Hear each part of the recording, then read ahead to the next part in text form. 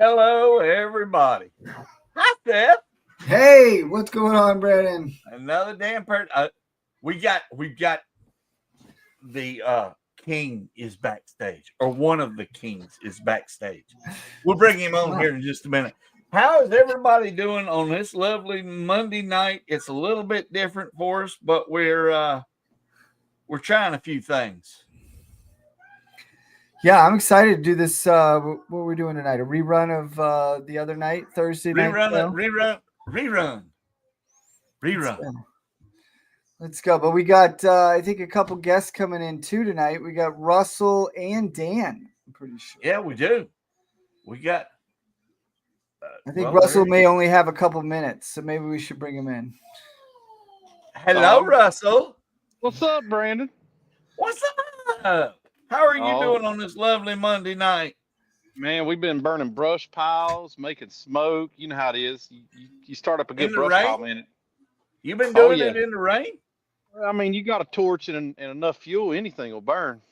Yeah, I know. That's a fact. No, Unless you're like some of us and they burned their truck by accident. Yeah, well, I did catch a ball cap on fire yesterday. That's always fun. You know that, right? Well, I thought a bug bit me. My head was a little stinging a little bit, and then I touched it, and there's a piece of plastic out of the cap melted. Oh man! And how did that go? I mean, I got it out, didn't lose no hair, so we survived to fight another day. Well, that's a good thing. You know, Seth, it's been when you do a show. Let's talk a little bit about this, Seth. When you do a show, nothing always goes perfect, does it? It never goes according to plan. Yeah, I mean, you got to define perfection, but yeah, it doesn't go according to plan. Well, you know, it's one of those nights, and we all deal with it, but we learn to laugh about it and have a little bit of fun. Russell, how much rain did y'all get? Maybe a tenth, just enough to wet the roads. Are you serious? I think we're at a half inch. Yeah, you can keep it. We don't want it. Oh, come on. I'd like to get rid of it. You know, some of us have things that we have to apply to the soils right now, and we're not allowed to because it's wet. Man, I'm still bush hogging crops. The 50-30 buddy, the queen of the farm is putting in the work in the off season. Really? Yeah, I mean, we're cleaning up around some field edges and pushing trees out, and you know, where trees fell in, you got that little area that we're having to bush hog and clean up. You know, landlords don't want to look at it. And I was riding the field today, and we had some in this rain. We had some that went over today. So, you know, that's what I just cleaned the field up and pulled out their China berries down. Well, we got now, Russell. I don't know. What? Can you hear me? Yeah, I got you. Okay. I was just curious. You know how it is as you get older. You start losing your hearing. Now, Seth, let's talk about the episode last week that we're going to be playing tonight. Let's talk a little bit about that. To do that episode, to kind of let people know, how long does it take y'all to actually do the episode? To put it together from beginning to end, each episode, I've had estimated anywhere between, not including travel time, 60 to 80 hours, probably. Right. And then when you throw travel time in, depending on where you're going to Ethan or whether you're going to Russell, yeah, that's a big, that it takes a lot of time. People don't realize that. Yeah. It's a little bit of time. I'm fortunate that Russell's not too far. It's only a hop, skip, and a jump. Do what, Russell? I said, I think Seth is underestimating that. I do every time. I think you're absolutely right. I mean, I can tell you just my part of that episode, him shooting on my farm was at least I'd say probably 2 12, 14-hour days. I mean, there's probably 25, 30 hours of just shooting at my place. Just production. Yep. Yeah, And- I've got the editing down pretty good. I can cut a show in probably 30 to 40 hours pretty easily. but that is if technology agrees with you That's so true. That's if hard drives are operating properly. Oh, give me 1 second. I got Dan calling. Russell, and it is a lot of fun filming, isn't it?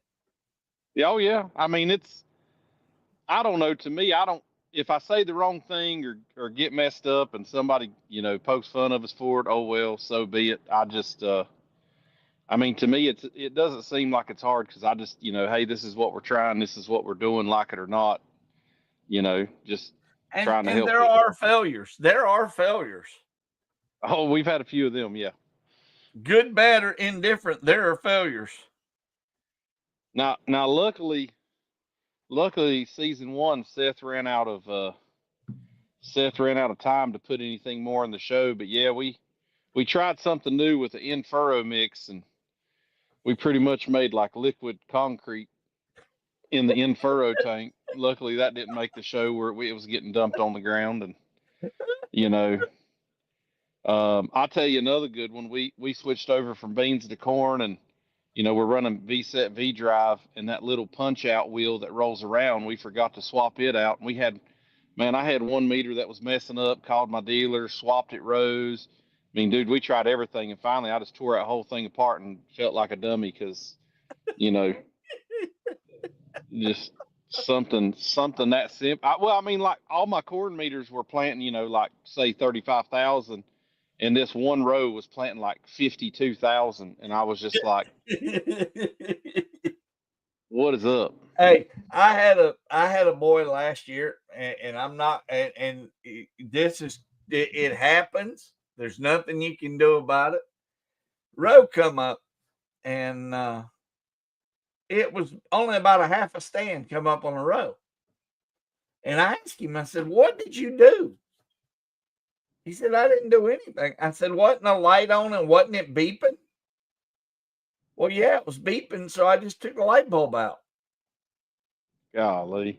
I said, "Well, that explains that." Well, I can tell you right now that I don't know the man or woman, whoever it was, that designed a 2020 monitor, but they designed it that if you don't get off and fix whatever's going on, that you'll be drinking by the end of the row. That thing makes so many Oh sounds. yeah. Oh yeah. And then you hear, Absolutely. it in your sleep. Like I don't think people understand. Bloop bloop. I mean, that right there probably just triggered about 1,500 farmers. Just hearing that one sound because like their bodies are like it's not seasoned yet. Where's that coming from? But no, Yeah. it's been fun, but it's also been interesting to see, really what Seth has to do with like B-roll, the GoPros, the camera. I mean, when he's getting 20 different shots of you doing one absolute thing and being able to, I guess, show people more of the intricate details of what you do other than just a straight up drone shot overhead. And it is to get the right shots with a drone. It's not just one shot. You may have to shoot you going down the road 5 or 6 different times going across that field to get the right close up with the drone.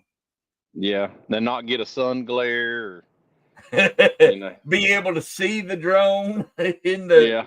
the monitor. Yeah. No, it's like I said, man. I give Seth a hard time. The other week when we were on, and I was like, man, don't make his head get big, saying that he works hard, but he really does. I mean, we goof off, we have fun, but he definitely tries to make sure that everything's done and right. And if we Oh do, yeah.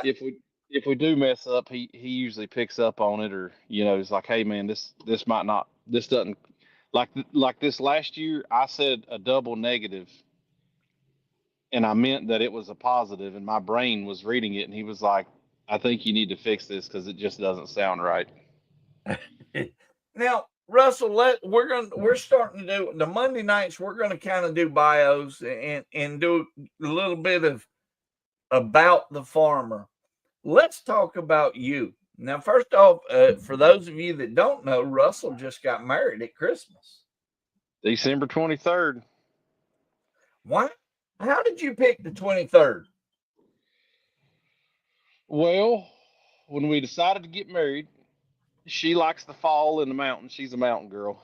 And she said she wanted to get married in the mountains when the leaves change. And that's usually, October 15th through Halloween.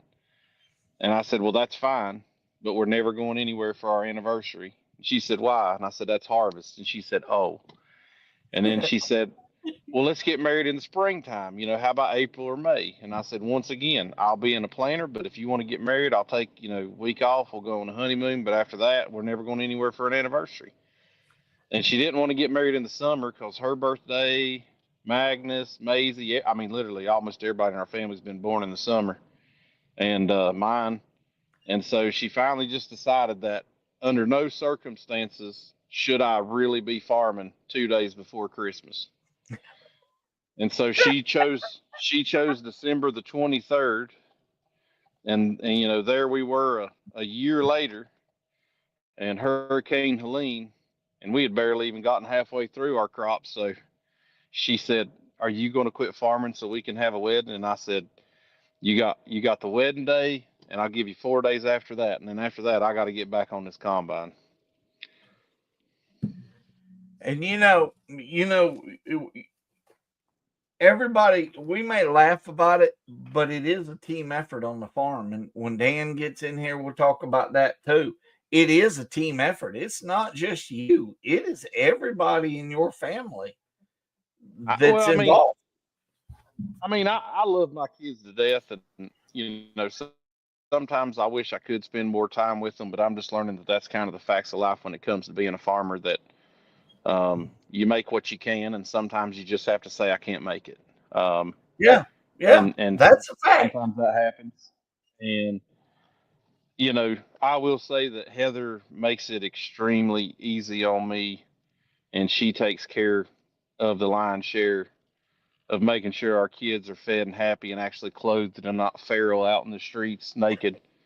But at the same time, like when we went on the honeymoon, I literally took 2 phone calls the entire time that we were on the honeymoon. And that's just because, she knew about those calls ahead of time. But besides that, I bet you I went on the phone for 10 minutes in 4 days.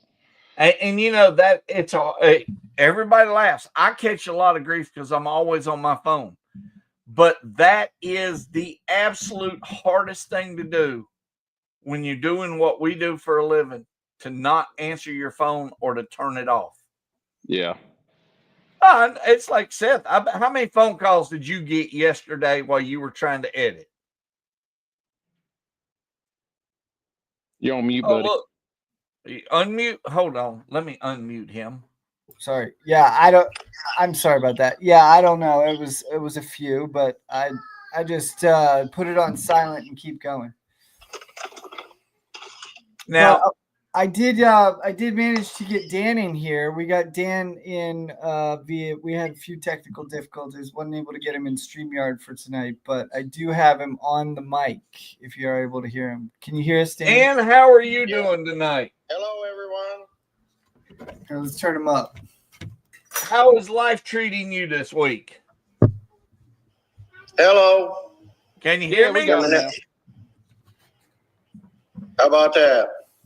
Yeah, we hear you, Dan. Testing. Okay. We all good? Oh yeah, we're good. Dan, Dan, how's the weather doing up there? Actually, we're in good shape now. It's like, it got up to like 35 today, and all week's going to be nice. We've had virtually no snow over the winter. I mean, a couple little inch things that were gone in a day. So I guess you would say we're short on moisture probably, but very, a pretty easy winter so far as like, livestock and that kind of stuff. Only one real cold week, which was last week. So for winter, weather's been good, real good. Now, Dan, we're kind of talking about family life and farming. And that kind of when Seth and I were talking about this the other day, I said, why don't we start doing, when we do the Monday Night Lives, do a little bit of bio so everybody gets to know the farmer they're seeing. Let's talk a little bit, as Russell did, about family. It is a 100% family project, no matter what you do. Let's talk a little bit about your family. Well, so I grew up on started with a family farm, as you might say, but I went out on my own when I was early 20s. So I didn't have any family land to farm until last year, and I'm 61. I rented my dad's farm last year. Besides that, it was all stuff I either had to acquire or buy or rent or whatever. So I didn't have the luxury of that stable family farming thing and just being it handed over or that kind of thing. But now my son does farm with me. My son David. I have another son named Austin, and he helps. He'll help in harvest. He's got his own stuff going on, but he will come and help. So me and David do the majority of it. We do have a little bit of part-time help. So David has 2 daughters that his wife Kim actually brings out to the farm all the time. They're little yet, they're 2 and under 4, not even 4 yet. And then they've got another one, as you say, a bun in the oven. So there'll be three girls running around. At 61, I'm starting to enjoy, the grandkids around. Yep. That's kind of cool. My other son, Austin, has a young boy named Emerson, and he sure acts like he wants to be a little farmer, but we'll see. So I didn't get a lot of that opportunity. I mean, I was on the farm when I was young, but I wasn't able to work with the family, as you might say. I didn't have that opportunity. But now I do, because it's my kids, yep.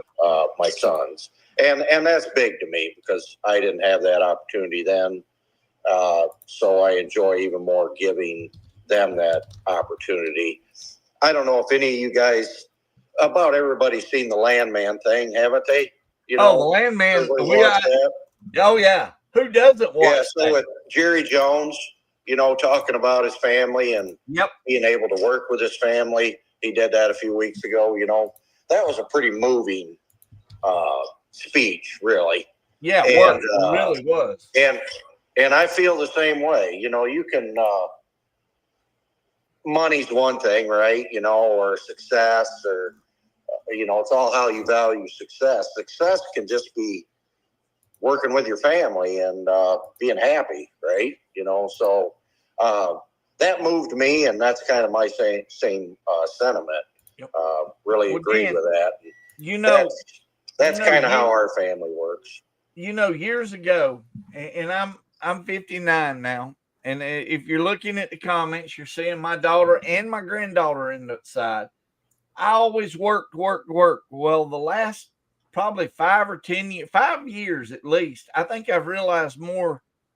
Now my granddaughter, I've got pictures. She spent time with us picking cotton this year, and my daughter, it seems a whole lot more fun with the grandkids. I totally agree with that. When when we were young, and my kids were with me working, I was probably kind of a drill sergeant. I kind of made them work. Yeah. But turns out, they learned a lot of stuff and they enjoyed it. And at that time, I don't really remember having the enjoyment of working with little kids like I do now, probably because it was more fast paced and I was just trying to keep them from getting hurt or trying to be the parent at the same time. Now I have the luxury of just being the grandpa. Exactly. So I can kind of get the good stuff and give the bad stuff back to the kid. You know, my I get to enjoy the other stuff. So I know what you're talking about. It just seems funner now. Oh, it's a lot more fun. My granddaughter, Amberly, my granddaughter, she's like, she'd rather hop in the truck, ride to the farm, or ride up to the plant. Back in those days, I wouldn't just ride. We had to work. And you ever notice when you work with family, like my son worked with me, and it's a wonder why the two of us didn't kill each other over a long period of time. Oh, well, there's so much going on the farm, and we have cattle too. And I remember there was one time I actually thought about getting out of the cattle, just because one thing, there wasn't much money in it at the time. A lot of work for what we had. The amount of cattle we had, it was still a lot of work, and I was spread pretty thin. We had an excavating business on the side, and trying to farm and trying to raise kids, and and just more than that, other things I'm not even mentioning, and it became pretty stressful. And I thought, well, if we didn't do the cattle, the money deal wouldn't be much different, I don't think. But then what changed my mind, or what made me keep the cattle, was what cattle or livestock do with kids. They learn how to take care of stuff. They learn how to do chores. They learn life and death. They learn a lot of different things. So I thought at that time, I said, well, even if these things aren't making any money, it's worth it to have my kids around them. Oh, absolutely. And now my son has his little daughters down there all the time, and they're, riding in the chore tractor and feeding hay, and, out with the cattle and crawling up on bales and all the stuff little farm kids do. And they watch. They learn. Glad we kept them. They learn the priorities with livestock, and that's one of the things I love about 4-H and FFA, is that it teaches something that you can't learn in school.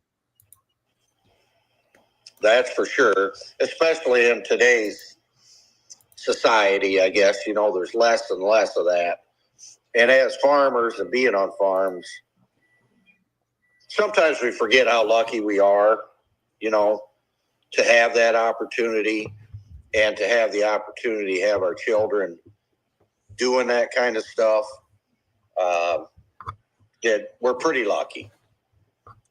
Oh, absolutely. Russell, let's talk a little bit. All right, so we're going to go here in just a minute. We're going to let Seth, we'll roll into the replay for last week. But Dan, you and Russell, let's talk about this a little bit. The show is cool to watch, but there's a lot of, like Russell and I were talking about earlier, there's a lot of work that goes into this show, and people don't realize that it is not a boom, hey, let's take a picture and we're done.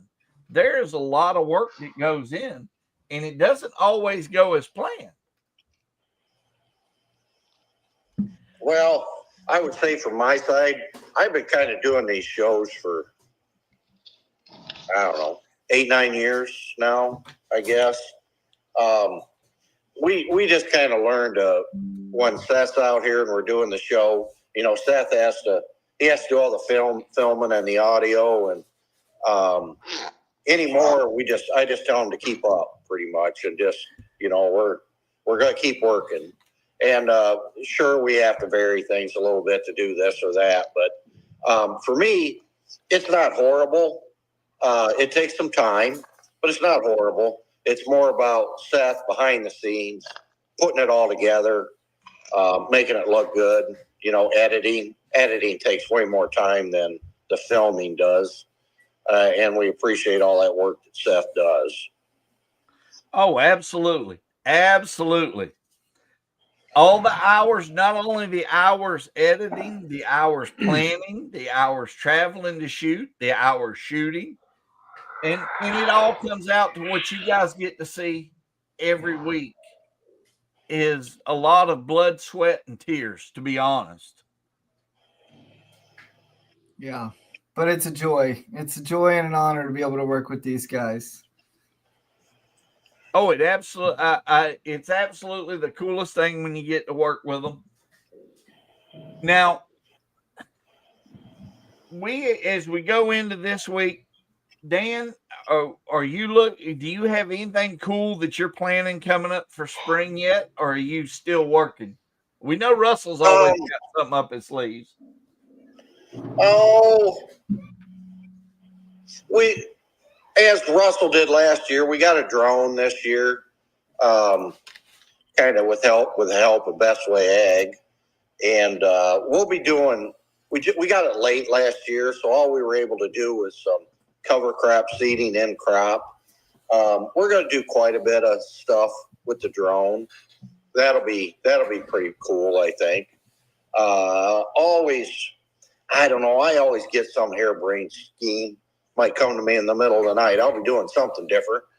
I don't even know what it always is, but I always figure out how to either screw something up, tear something up, or figure out something that's, once in a while it might turn out to be pretty cool. But we have a lot of trials and tribulations in between. Now, this last year, we did that intercropping with wheat and beans. That was pretty neat.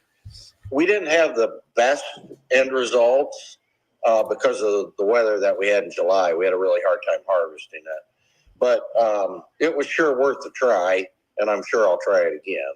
Now, Russell and Dan, both of you. Now, Dan, you said something about it. I know Russell does because we talked about it. How many times do you wake up at 1:30 or 2 o'clock in the morning and lay there like, wait a minute, how can I do this? Or why didn't I do it this way? Every night, pretty much. I know Russell does because we've had that conversation about waking up at 2 o'clock in the morning with numbers running through your head. I've learned to either leave a notepad with a pen on the nightstand beside of the bed, or I'd make sure I grab my phone and put it in my notes, because if you go back to sleep, you're going to lose it with age. Oh, absolutely. Now, as we get ready to go back, we're fixing to roll the video. Dan, let's go to Russell first. Russell, you got anything else to say before we roll the great footage?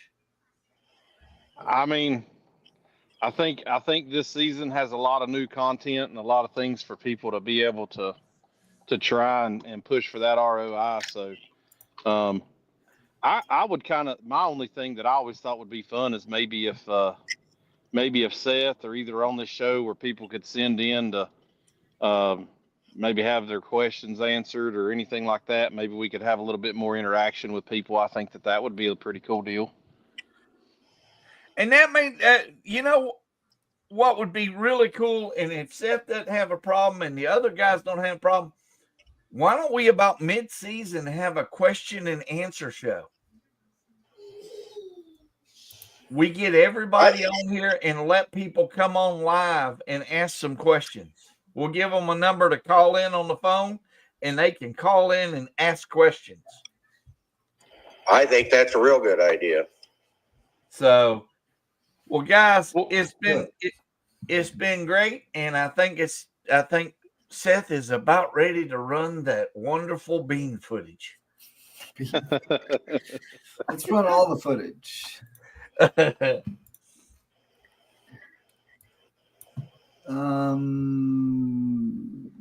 I running it here? I can run it here. Yeah. Okay. Stand by. This is episode 2, right? Here we go. Yes.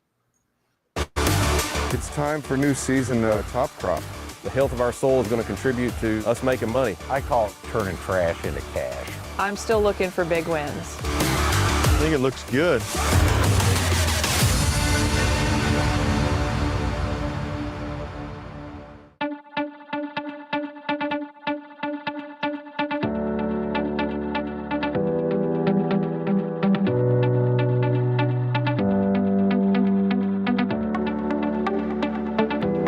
Welcome to season 2 of Top Crop. We are off to a great start in this 2024 season. It is May 2nd and we are wrapping up all the planting. So we are tickled to death. We're in the last farm, last field.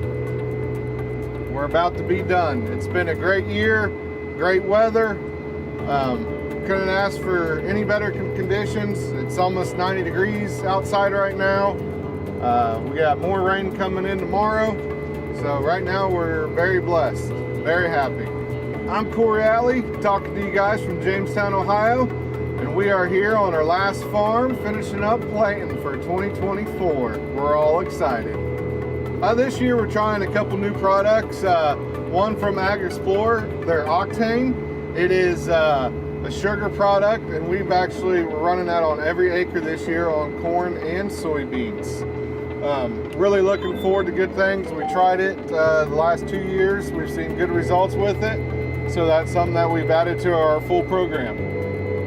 Something else we're trying this year that's a little bit different is a product called Fish. So it is a bunch of different biologicals and food for it. So it's going to be interesting to see how that pans out. This is my first year trying it, but we got a trial on both corn and beans this year. So really looking forward to it. Oh man, you just ran out, didn't you?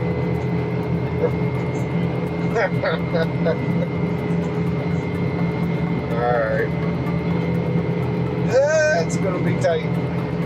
I would just set it by the seed tender. If my light comes on, I'll call you and throw a couple 100 pounds in. Alright? Alright, that's it. We're down to the nitty gritty. I was junior, just ran out of seed. We got a pass and a half left, so hopefully I've got enough seed here. Everything keeps working. We got a lot of work to do this summer on these planters. The old girls, they got a lot of acres on them. We got to do a lot of maintenance on them this summer. We still got hydraulic oil on the seed tender, so I can refill if I need to, but I'm hoping to make it back to the shop before I have to. So once we get done here on this last pass and a half, we'll fold up and see what we got. So one of the things different for this year that we did for 2024 is on the bean stubble, so all the ground that's going to corn, so the soil that you see here was just hit with the Turbo Max. We didn't have chisel plow it, and then we hit it with the Sunflower Do-It-All machine. As you can see, just doing those two things saved us a lot of fuel, because the chisel plow takes a lot of fuel to do. Is able to cover a lot of ground faster, and you can see the seed bed that we have is perfect. So really excited about that for corn stubble from last year that went to bean ground. We hit with a turbo till, and that was it. We went right into it and planted it. So it had no spring tillage, planted nicely. Really happy with everything. We did some trials with the Bednar machine. It was a little bit more aggressive, so we had to hit that with some spring tillage, and it worked up perfect. So very happy with it. All this minimal till is new to us, so we've kind of been trying a bunch of different things out to see what's going to work best for our operation, and we're still just trying to fill it out and see where we go with it. But so far, I kind of like everything that we've been doing, and it's been going good, so I have no complaints. Uh-oh, not planting near target rate? No! Is that true?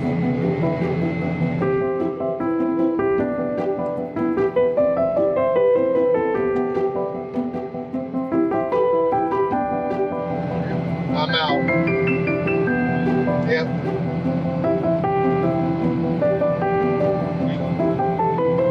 Yeah, I made it to where you stopped on the other side. You got to do the end to the back. To the end and back from where you stopped. Alright? Bye. In the past 3 years, we're 365 GDUs behind schedule. So that is one of our concerns here. You know, if we don't have solar, we don't have GDUs, we don't have photosynthesis, we don't have energy into that plant. So that does approach about Architect and being able to add that on at that V5 time frame. I was really excited for it. Definitely looks like it's doing its job here. I'm excited to take it to yield and see if we can't get it on every acre next year. Fungicide we're using is Veltima, because our 3rd year with it. It's been working great. There has been some tar spot already spotted in northern Ohio. Normally we've already flown all this corn, but we was able to wait until July 26th today. It's already past blister stage, starting to fill out already. We've been able to keep disease pressure away, and Veltima should protect us all the way through the rest of the season. We've been very happy with the roadability. They've been very smooth on the road, not bouncy. They don't have the loud sprayer noise. So we're going to be putting a lot of high road miles, a lot of heat, in the summertime. So we're really excited to see that, and the less compaction, our clay soils getting over it, and sometimes even tougher conditions. We have a very aggressive warranty on these. They're 7 years. It even covers field hazard and stubble protection, which means that, see how it really does feel. We have a great quality tire, and we're standing behind that. Cornstalk stubble is extremely hard on tires, so that's really good for us.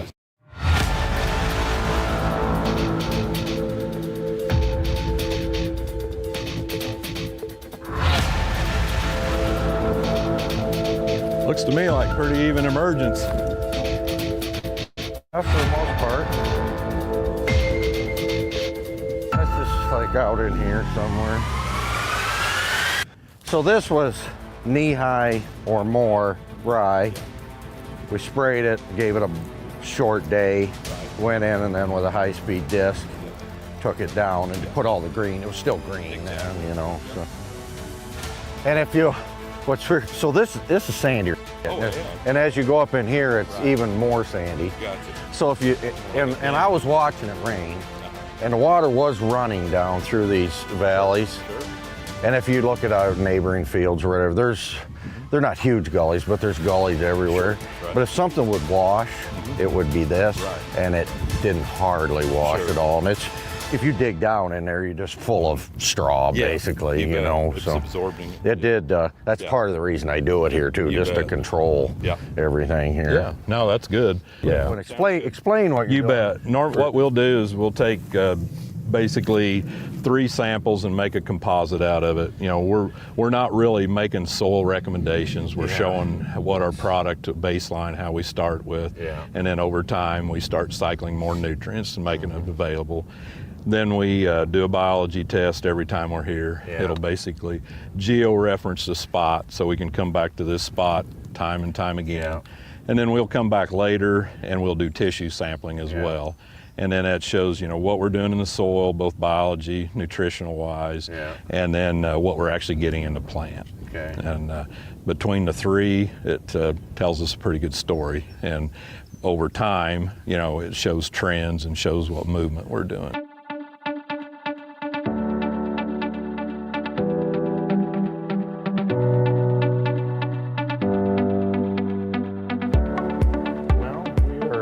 Would you call this soil biome testing too? I mean, we're doing both. We're basically testing, how our product works versus where it's not used, building a baseline of what your soil biology is, plus your nutrition level in the soil. Right. That here's your home farm, and these are points. These are points I just took. This is up here. We took 4 cores up here. There were 3 at 6 inches and 1 at 12 inches. And you can hit that, and then it'll pull up and gives you your 4-digit code, the date and time. And then we'll pull this up here, and it's gives you the bulk density, pH, organic matter, carbon, your CEC, and then all your macro and micros. And they're in parts per million, so times 2 to get pounds per acre. So just while you're on this, so like this soil isn't that high a CEC, but we keep putting all this manures, and you see how like green manure. Yes, I did see that. See, I think that relates. I think it's pulling that up. It does. If it was just straight sand, that would show lower. But with that organic matter in there, I think it's raising. It is, no question. Yep, the higher which is a good thing. It is, exactly. More water holding capacity, and better. It's like a parking garage for nutrients. The more lanes and you got in a garage, the more nutrition you can hold. So this is showing all their parts per million of stuff. Yeah, Man. Let me yeah. look. Yeah. Here's your potassium. So double that. Pretty good. Phosphorus, Bray1, P1. So you got 82 pounds available. Yeah. Sulfur looks pretty good. Yeah. Zinc looks good. Let's see, potassium, we already did that. There's your nitrogen showing right now. Probably doesn't have a lot right now on it, does Well, if you were in the center of the row, I mean, like we banded the row, where did you? I just got it in the furrow, off about 3 or 4 inches. Well, that's right where one of the bands was. So, Gotcha. Yeah, Gotcha. should be, but we've had enough rain, it might have washed half of it gone by now. But And then we can go in here and it gives you your geo-reference, and then we'll put notes on it to tag it where it was taken and everything. well, that's pretty cool. Yeah, bulk density, it's not too bad. Our goal is if you could find soil that was 1 or less, the better it is on getting porosity in the soil and better air movement, water movement. Your roots are less restricted the lower the number. Was worked ground going to just show that a lower number? A little bit, but not necessarily. Not a lot. Okay. No, not especially after we've got some rain and stuff on it. It's going to fill back up, but it will show your pH 6.4, organic matter 2.65. This aluminum? Yeah, aluminum. That seems awfully high. It is, but it shows up high everywhere. It does. It does. Now on a regular soil test, I've never noticed it being that high, but I wonder why this one's showing it that high. Yeah. I mean, that seems pretty high. It does to me too. And aluminum's not a good thing. It's not. No, I agree. You don't want any of it if you can keep from it, unless you got a mine. Right. But, so that might be something needs. I don't know how you address it. You really can't address it that I know of. So far, wherever I've tested, it's been high. It seems like. In the 10 state area. We try to keep from putting anything that has any of that in it. The manure's probably got some, but it'd have a little bit, yeah. So I don't know if it's naturally occurring or it's becoming stuff we've applied over the years. I think it's a combination of things. I think some's in the atmosphere as well. So anyway, that's kind of that part of it. So this is organics with deep injection. This is organics with dry over the top. And it should be 18 rows to the next flag. And this is our organics with dry fertilizer broadcast. The plant health is definitely better. We're seeing the first lower leaf is starting to stress a little bit. Here we might have been 1 or 2 leaves below the ear leaf that's already started to drop off and brown up. So I mean, the crop stress is a lot less where we had the organics.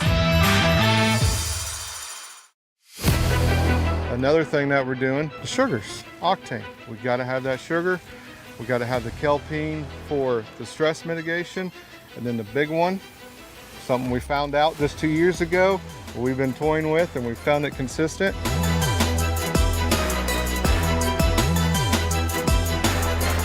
Onward Max, 6.5 ounces. And let me tell you, the trials that we ran with that, there's a reason why it's going on every single acre of our corn. Choose your herbicide. Choose your pest protection. Choose AgVenture. The latest trait technologies featuring the power of the Enlist weed control system, plus the quality and service you know and trust. Produce more bushels with 4-seed Enlist and PowerCore Enlist corn from AgVenture. Visit agventure.com/corn traits to get a whole farm solution with the latest corn traits.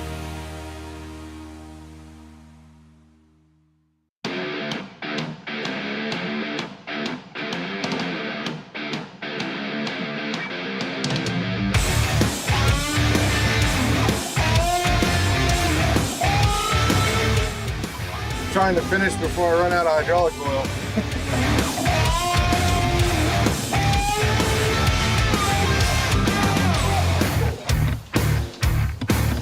So we had a line split yesterday. Come to find out, there's another leakage somewhere underneath the center in the valve body block. It controls my lift and lower. Yeah. Yeah, it's that big of a leak. Kind of separated.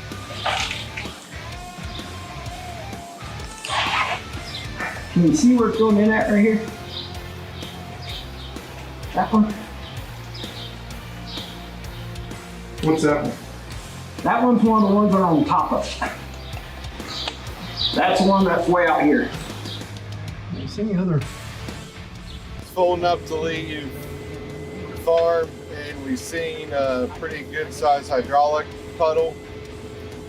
So we've seen a line that was split, took it back to the shop. It went from one wing all the way to the other, about a 50-foot run. Huge pain, finally got it out. Got a gusher. Here's a linker. Look at him right there.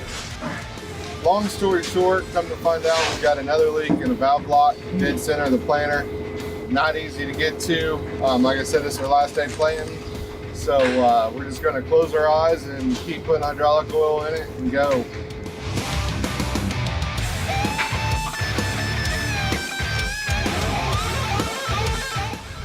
I think found it on the backside. I gotta narrow down to 2 possible ones. 2 possible? Mm-hmm. All right. We're getting somewhere. There you go. Case it. Without breaking everything else in sight.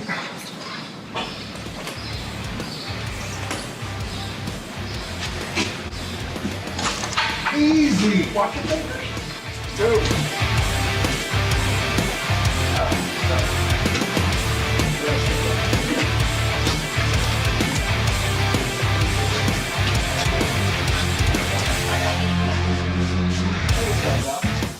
You got a hole. I would be down for a while. I was down for like 4 hours yesterday doing that one hose. Made the choice just to close my eyes and go with it and get it done. 2024 planting season is finally a wrap. The old girl made it back here. We had enough hydraulic oil to make it back to the shop. Junior's planter's got some issues. My planter's definitely got some issues. Crossed a lot of acres in a short amount of time, but luckily it's all over with and everybody had a safe planting season. Now it's on Mother Nature. Hopefully she comes up here in the next few days. We'll get some good weather and we'll be back to show you how we're going to feed it this year.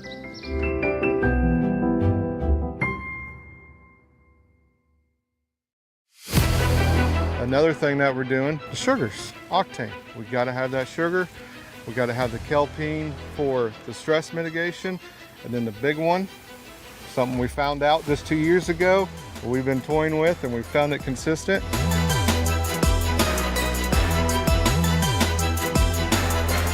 Onward Max, 6.5 ounces. And let me tell you, the trials that we ran with that, there's a reason why it's going on every single acre of our corn. Fungicide we're using is Veltima, because our 3rd year with it. It's been working great.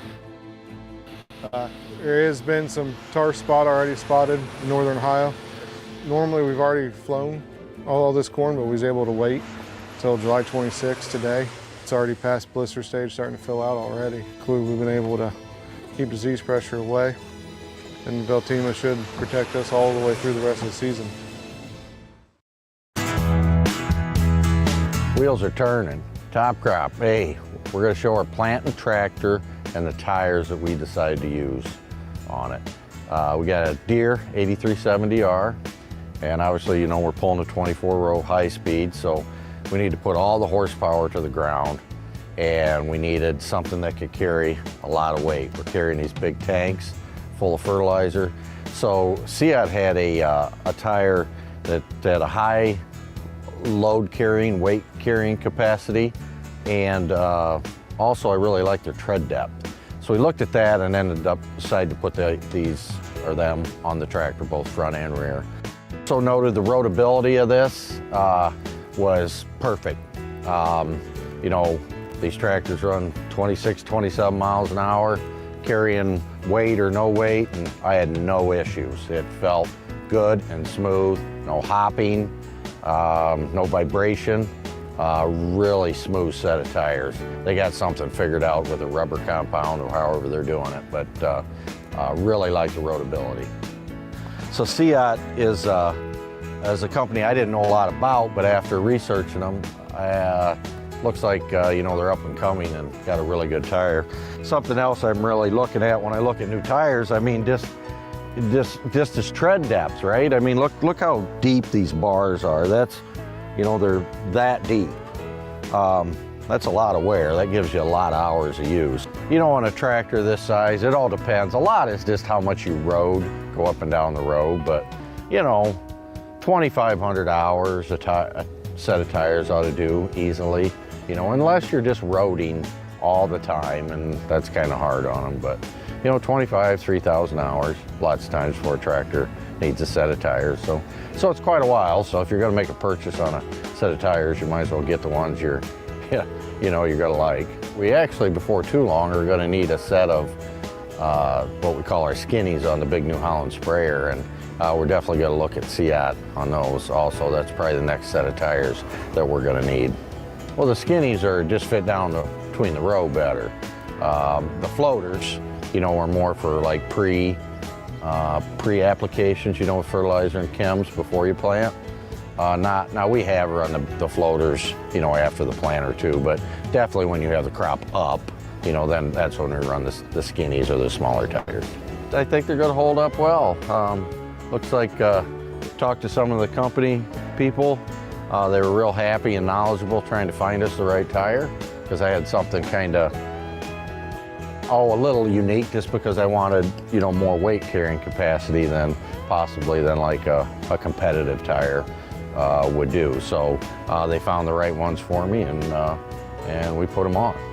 Between the weight carrying capacity and the tread depth, they seemed like a good choice for us, and that's what we put on. So might want to take a look at them. Not everybody's heard of them. They were new to me, but I think we made a good choice. Seat tires, check them out.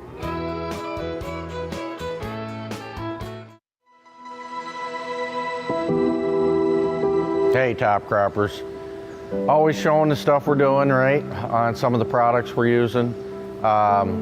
If you followed us on Corn Wars, you know, we're always trying new things, trying to find a product that meets our needs, and you know, maybe it's got a little something special. Ag Explorer has a product that seems kind of unique.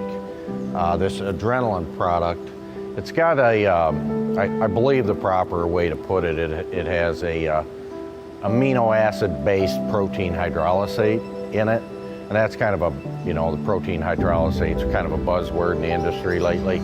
With the protein hydrolysate, and there's some fulvic acids, and they call some of their, I don't know if it's insert technology or something they call it. It's basically as a starter fertility system amendment, or to enhance it, probably an enhancement would be the right way to put it, just to help